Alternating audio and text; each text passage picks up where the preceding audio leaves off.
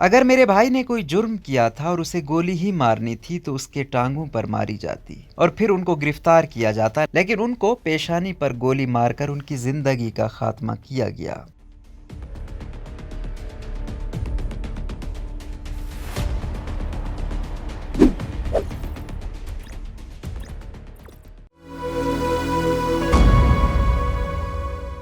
یہ کہنا تھا بلوچستان کے سرحدی ضلع چاغی سے تعلق رکھنے والے محمد ابراہیم کا، جن کا چھوٹا بھائی حمید اللہ جمعرات کے روز افغانستان سے متصل بلوچستان کے سرحدی ضلع چاغی کے علاقے ڈھک میں سیکیورٹی فورسز کے اہلکاروں کی فائرنگ سے جاں بحق ہوا۔ محمد ابراہیم نے بی بی سی کے نامہ نگار محمد کاظم کو بتایا کہ ان کے بھائی کو اس وقت گولی ماری گئی جب وہ اپنی خالی زمباد گاڑی میں افغانستان سے واپس آ رہا تھا۔ اس واقعے کے خلاف ضلع چاغی میں سیکیورٹی فورسز کے کیمپ کے باہر احتجاج اور پتھراؤ کیا گیا، جہاں فائرنگ سے 7 مظاہرین بھی زخمی ہوئے۔ مظاہرین نے احتجاج کرنے والوں پر فائرنگ کرنے کا الزام بھی سیکیورٹی فورسز پر عائد کیا۔ تاہم حکام کا کہنا ہے کہ جاں بحق ہونے والے ڈرائیور نے ایک سیکیورٹی اہلکار کو ٹکر مار کر فرار ہونے کی کوشش کی تھی، جس پر اہلکار نے اپنے دفاع میں فائرنگ کی، جس کے باعث ڈرائیور کو گولی لگی، جبکہ مشتعل مظاہرین کی سیکیورٹی فورسز کے کیمپ پر یلغار کی وجہ سے وہاں موجود اہلکاروں کو اپنے دفاع میں فائرنگ کرنی پڑی۔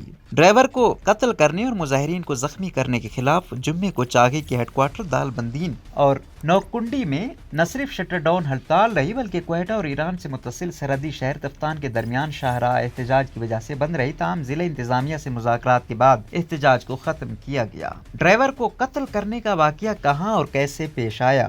ڈرائیور حمید اللہ کو قتل کرنے کا واقعہ ڈھک کے علاقے میں پیش آیا۔ ڈرائیور کے قتل کے خلاف احتجاج میں شریک شاہ فہد نے فون پر بی بی سی کے محمد کاظم کو بتایا کہ یہ علاقہ سرحد سے اندازاً 5 سے 6 کلومیٹر کے فاصلے پر ہے۔ حمید اللہ کے بڑے بھائی محمد ابراہیم نے فون پر بتایا کہ حمید اللہ اپنے معاون علاؤالدین کے ہمراہ اپنی زمباد گاڑی میں افغانستان سے واپس آ رہے تھے کہ اس علاقے میں سیکیورٹی فورسز کے اہلکاروں نے بڑی تعداد میں گاڑیوں کو روکا ہوا تھا۔ انہوں نے کہا کہ بھائی کے معاون علاؤالدین اور دیگر لوگوں نے ان کو بتایا کہ یہاں بہت بڑی تعداد میں گاڑیوں کو روکے جانے کے بعد ان کے ڈرائیوروں کو گاڑیوں کو چھوڑ کر جانے کا کہا جا رہا تھا۔ انہوں نے بتایا کہ بھائی کے معاون نے بتایا کہ جب حمید اللہ نے دیکھا کہ گاڑیوں کی بہت بڑی تعداد کو پکڑا گیا اور ان کے لوگ ایک طرف جا رہے ہیں تو وہ سیکیورٹی فورسز کے قریب جانے کے بجائے تھوڑے سے فاصلے پر اپنی گاڑی کو کھڑی کر کے اس طرف روانہ ہو گئے جس طرف دوسرے ڈرائیور اور لوگ جا رہے تھے۔ ان کا کہنا تھا کہ بھائی کے معاون ان سے تھوڑا آگے تھے، جبکہ حمید اللہ اس وقت تمام لوگوں میں پیچھے تھا۔ انہوں نے کسی وجہ سے مڑ کر پیچھے دیکھا تو ان پر سیکیورٹی فورسز کے اہلکاروں نے گولی چلائی جو کہ ان کی پیشانی پر لگی۔ ان کا کہنا تھا جب حمید اللہ شدید زخمی ہونے کے باعث گر پڑا تو سیکیورٹی فورسز کے اہلکار ان کے قریب آئے اور ان کے منہ میں پانی ڈالا، لیکن وہ جاں بر نہیں ہو سکا۔ محمد ابراہیم نے بتایا کہ جب ان کے بھائی کی گاڑی میں کچھ نہیں تھا اور انہوں نے گاڑی کو سیکیورٹی فورسز کے اہلکاروں کے لیے چھوڑ دیا تو پھر ان پر گولی چلانے کا کوئی جواز نہیں تھا۔ ان کا کہنا تھا کہ فرض کریں اگر میرے بھائی نے کوئی جرم کیا تھا یا ان پر کوئی الزام تھا اور وہ فرار ہونے کی کوشش کر رہا تھا تو ان کو گرفتار کیا جاتا۔ اگر وہ بھاگ رہا تھا اور ان کو پکڑنا ناممکن تھا تو ان کو ٹانگوں میں گولی ماری جا سکتی تھی، لیکن ایسا نہیں کیا گیا بلکہ ان کی پیشانی پر گولی ماری گئی۔ حمید اللہ کون تھے؟ حمید اللہ کا تعلق بلوچستان کے ضلع چاغی کے لشکر آپ سے تھا۔ وہ محنت مزدوری کرتے تھے جو کہ زمباد گاڑی میں کرائے پر چاغی سے افغانستان کے سرحدی صوبے نمروز اشیاء لے جاتے اور وہاں سے بھی مختلف اشیاء ضلع چاغی لاتے تھے۔ محمد ابراہیم نے کہا کہ 7 بھائیوں میں حمید اللہ کا نمبر تیسرا تھا۔ انہوں نے بتایا کہ حمید اللہ کی عمر 30 سال کے لگ بھگ تھی اور وہ 3 کمسن بچوں کے باپ تھے۔ محمد ابراہیم کا کہنا تھا کہ حمید اللہ پہلے کسی اور کی گاڑی چلاتے تھے، لیکن کچھ عرصہ قبل انہوں نے اپنی گاڑی خرید لی اور وہ دونوں ممالک کے درمیان کرائے پر سامان لے جا کر خاندان کے لیے روزی روٹی کا انتظام کرتے تھے۔ ان کا کہنا تھا کہ جن لگدگ صحراؤں اور ریگستانی علاقوں میں ان کے بھائی اپنے بچوں یا خاندان کا پیٹ پالنے کے لیے جاتے تھے، ایسے علاقوں میں کوئی انسان مجبوری کی حالت میں جاتا ہے، ورنہ کسی کو کروڑ روپے بھی دیے جائیں تو وہ شاید نہ جائے۔ انہوں نے بتایا کہ وہ خاندان کے لیے روزی روٹی کا انتظام کرتا تھا اور ان کی ناگہانی موت نے نہ صرف ان کے اپنے بچوں بلکہ پورے خاندان کو متاثر کیا ہے۔ حمید اللہ کے قتل کے خلاف احتجاج کے دوران 7 افراد مزید زخمی ہو گئے۔ حمید اللہ کے قتل کے خلاف افطار کے بعد لوگوں کی بڑی تعداد نوکنڈی میں جمع ہوئی اور انہوں نے اس واقعے کے خلاف احتجاج کیا۔ انہوں نے ٹائر جلا کر یہاں سے نہ صرف کوئٹہ اور سرحدی شہر تفتان کے درمیان شاہراہ کو بند کیا بلکہ سیکیورٹی فورسز کے کیمپ کے باہر احتجاج کیا۔ مقامی حکام کے مطابق اس موقع پر فورسز کے کیمپ پر نہ صرف پتھراؤ کیا گیا بلکہ اس کے گیٹ کو بھی نظر آتش کیا گیا، جس پر فورسز کے اہلکاروں نے فائرنگ کی جس سے 7 مظاہرین زخمی ہو گئے۔ اس احتجاج کے حوالے سے جو ویڈیو سوشل میڈیا پر آئی ان میں شدید فائرنگ کی آوازیں سنائی دیتی ہیں۔ اس احتجاج میں شریک شاہ فہد بلوچ نے فون پر بی بی سی کے محمد کاظم کو بتایا کہ سیکیورٹی سیکیورٹی فورسز کے اہلکاروں نے براہ راست لوگوں پر گولیاں چلائیں جس میں متعدد مظاہرین زخمی ہو گئے۔ ان افراد کو نوکنڈی میں ابتدائی طبی امداد کی فراہمی کے بعد ضلع کے ہیڈ کوارٹر دال بندین میں شیخ زید اسپتال منتقل کیا گیا، جہاں سینئر ڈاکٹر محمد اقبال نے فون پر رابطہ کرنے پر بتایا کہ اسپتال میں زخمی ہونے والے 7 افراد کو منتقل کیا گیا۔ ان کا کہنا تھا کہ طبی امداد کی فراہمی کے بعد ان میں سے 1 کو فارغ کیا گیا، جبکہ باقی 6 افراد کو مزید علاج کے لیے کوئٹہ منتقل کیا گیا۔ درجنوں گاڑیوں کو تحویل میں لینے کے بعد ان کے ڈرائیوروں اور دیگر لوگوں کو حالات کے رحم و کرم پر چھوڑ دیا گیا۔ احتجاج میں شریک شاہ فہد بلوچ نے بتایا کہ سرحد کے ساتھ 200 کے لگ بھگ گاڑیوں کو تحویل میں لیے جانے کے بعد ان کے ڈرائیوروں اور دیگر لوگوں کو صحرا اور ریگستانی علاقوں میں جانے دیا گیا۔ اس سلسلے میں سماجی رابطوں کی میڈیا پر ایک ویڈیو میں ایک ڈرائیور یہ بتا رہا ہے کہ 200 گاڑیوں کو تحویل میں لینے کے بعد ان کی بیٹریوں کو نکال دیا گیا۔ ان کا کہنا تھا پھر ڈرائیوروں کو کہا گیا کہ ابھی آپ لوگوں نے جدھر جانا ہے چلے جائے۔ سخت گرمی میں لوگ ریگستانی علاقوں میں نکل گئے، معلوم نہیں ان میں سے کتنے پھنس گئے اور کتنے نکل آئے، معلوم نہیں پھنستے ہوئے لوگوں میں سے کتنے زندہ ہیں یا کتنے مر گئے ہیں۔ اس ڈرائیور کے مطابق وہ اور ان کے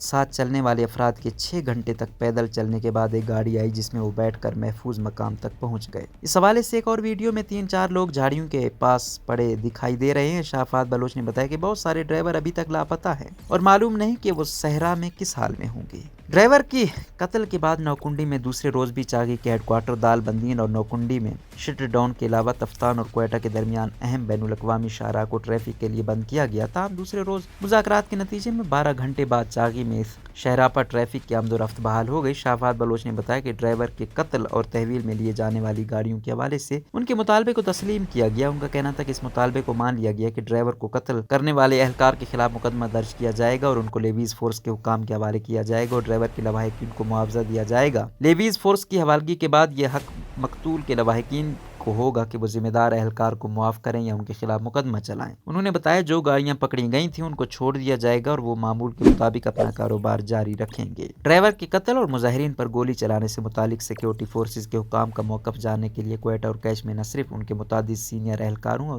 سے رابطہ کیا گیا بلکہ ان کو واٹس ایپ پر میسج بھی بھیجا گیا، مگر 24 گھنٹے گزرنے کے باوجود انہوں نے جواب نہیں دیا۔ اس طرح محکمہ داخلہ حکومت بلوچستان کے اعلیٰ حکام سے فون پر متعدد بار رابطے کی کوشش کی گئی لیکن انہوں نے کال وصول نہیں کی۔ اس طرح کمشنر رخشان ڈوین اور ڈپٹی کمشنر چاغی نے بھی نہ کال وصول کی اور نہ واٹس ایپ پر بھیجے جانے والے میسج کا جواب دیا۔ تاہم چاغی انتظامیہ کے افسر نے نام ظاہر نہ کرنے کی شرط پر بتایا کہ سیکیورٹی فورسز کا موقف یہ ہے کہ قتل ہونے والے ڈرائیور کو سیکیورٹی اہلکاروں نے رکنے کا اشارہ کیا تھا۔ ان کا کہنا تھا کہ ڈرائیور نے گاڑی کو روکنے کے بجائے ایک سیکیورٹی اہلکار کو ٹکر مار کر فرار ہونے کی کوشش کی۔ سیکیورٹی اہلکار گر کر زخمی ہوا، تاہم انہوں نے اپنے دفاع میں ہوائی فائرنگ کی جس سے ڈرائیور کو گولی لگی۔ انتظامیہ کے آفیسر نے بتایا کہ جہاں تک مظاہرین کے زخمی ہونے کی بات ہے تو مشتعل مظاہرین نے نوکنڈی میں سیکیورٹی فورسز کے کیمپ پر یلغار کے علاوہ اس کے گیٹ کو نظر آتش کیا تھا جہاں سیکیورٹی فورسز کے اہلکاروں کو اپنے دفاع میں ہوائی فائرنگ کرنی پڑی۔ ان کا کہنا تھا کہ ڈرائیوروں کی صحرا اور ریگستان میں پھنسنے کی اطلاع کے بعد اس علاقے میں گاڑیاں بھیجی گئیں اور وہاں پھنسے ہوئے ڈرائیوروں کو اور لوگوں کو ریسکیو کیا گیا۔